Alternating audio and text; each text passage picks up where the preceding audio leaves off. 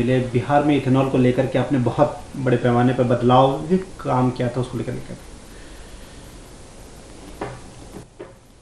देखिए, बहुत अच्छी खबर आज भारत सरकार की तरफ से आई कि जो देश के ट्रांसपोर्ट मिनिस्टर हैं नितिन गडकरी जी और एनवायरनमेंट के मिनिस्टर भूपेंद्र यादव जी, इन लोगों ने मिलकर आज एक पहली जो है 100% इथेनॉल से चलने वाली टोयोटा की कार को लॉन्च किया। ये डेमो है।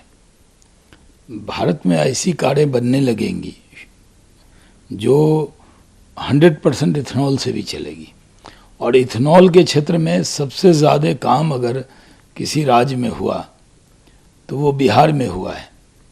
17 इथेनॉल प्लांट वहाँ अप्रूव्ड हुए हैं, करीब 16 में काम चल रहा है। एक आध प्लांट में कुछ बैंक की दिक्कत थी, तो बैंक जो पहले फाइनेंस करने में सोचते थे कि इसका क्या फ्यूचर है, तो अब और ज़्यादा तेज़ी से उसको फाइनेंस करेंगे, और इसका फ़ायदा ये होगा, इन्वायरमेंट को भी फ़ायदा होगा और ग्रीन एनर्जी के लिए बहुत बड़ा कदम है। और साथ में जो किसान हैं, जो मक्का पैदा करते थे और जो अनाज सड़ जाता था, वो बर्बाद होता था, अब उसको उसका दाम भी मिलेगा। देश के किसान सिर्फ पेट नहीं भरेंगे अपने देश के लोगों का, बल्कि गाड़ी का भी पेट भरेंगे, यानी इथेनॉल भी पैदा करके देंगे, और वो इथेनॉल से भारत की इकोनॉमी को बहुत बड़ा फ़ायदा होगा। तो बड़ा कदम है। प्रधानमंत्री जी ने जो ख्वाब देखा था कि ग्रीन एनर्जी से व्हीकल्स चलें, उसको आज एक कंपनी ने डेमो किया और कई और कंपनियां उस पर काम कर रही हैं। तो इथेनॉल का बहुत बड़ा भविष्य है और बिहार के लिए बड़ी खुशी है। हमने उसमें बहुत मेहनत की थी कि वहाँ इथेनॉल के प्लांट लगे, लग भी गए कई, और कई लग रहे हैं। तो इससे बिहार का बहुत बड़ा फ़ायदा होने वाला है।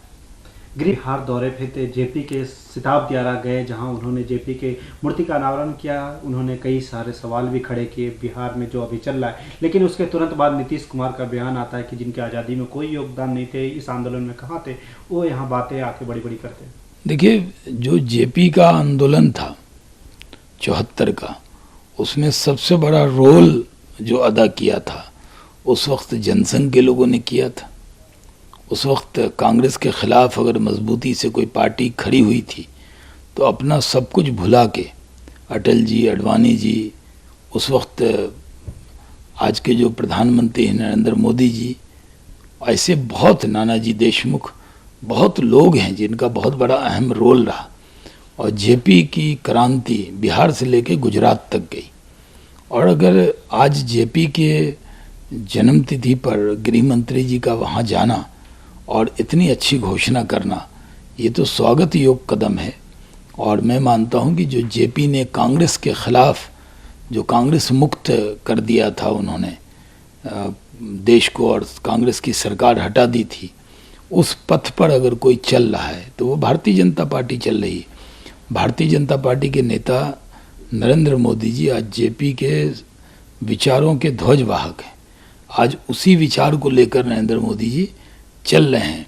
इसलिए लोकनायक जयप्रकाश नारायण पर जहाँ बिहार के लोग गर्व करते हैं, वहाँ पूरे देश के लोग गर्व करते हैं कि देश में एक ऐसा नेता मिला जो संपूर्ण क्रांति की बात करता था। और संपूर्ण क्रांति के सपने को नरेंद्र मोदी जी सफल कर रहे हैं। इसमें उनको किसी के सर्टिफिकेट की ज़रूरत नहीं है। सर, आप बिहार अभी मंत्री रहे हैं, बिहार में फिलहाल सरकार में मंत्री थे आप, लेकिन भारत जोड़ो राहुल गांधी यात्रा निकाल रहे, उसमें दिग्विजय सिंह ने कहा कि लालू को भी भारत जोड़ो यात्रा में शामिल होना चाहिए, निमंत्रण दिया। देखिए, कांग्रेस पार्टी भारत जोड़ो यात्रा कर रही थी, उस बीच में अभी भी वो भारत जोड़ो यात्रा पे हैं, और अब वो भारत जोड़ो की जगह कुछ अन्य दलों को भी जोड़ने की बात कर रहे हैं। एक तरफ तो आप कहते हैं कि हम भारत जोड़ रहे हैं, दूसरी तरफ कह रहे हैं लालू जी को जोड़ना चाहिए। लालू जी कह रहे हैं हम सिंगापुर जा रहे हैं और इलाज के लिए जा रहे हैं। दिग्विजय सिंह जी उनको पैदल चलने को कहते हैं। तो कांग्रेस के लोग किसी को भी कोई भी निमंत्रण दे रहे हैं, और कई जगह जहां भीड़ कम हो जाती है तो लगता है जो ऐसे लीडर हों जो थोड़े पॉपुलर हों उनको भी बुलाएंगे तो शायद कुछ और भीड़ जमा हो जाएगी। लेकिन भारत जोड़ने तो निकले हैं, लेकिन दिलों को कौन जोड़ेगा? कांग्रेस पार्टी के नेताओं के जो बयान आ रहे हैं वो दिलों को तोड़ने वाले हैं, न कि दिलों को जोड़ने वाले। सिर्फ पग पग चलने से देश नहीं जुड़ेगा, बल्कि उनके नेताओं का जो बयान है वो समाज को तोड़ने वाला बयान रहा है। और वो कह रहे हैं कि भारत जोड़ो यात्रा पे चल रहे हैं, तो जिनको निमंत्रण देना है वो उनको बुलाना चाहिए, उनको क्या दिक्कत है। लेकिन लालू जी की तो तबीयत नासाज है, वो सिंगापुर जा रहे हैं, तो भारत जोड़ो यात्रा में कैसे जाएंगे दिग्विजय सिंह के निमंत्रण पे।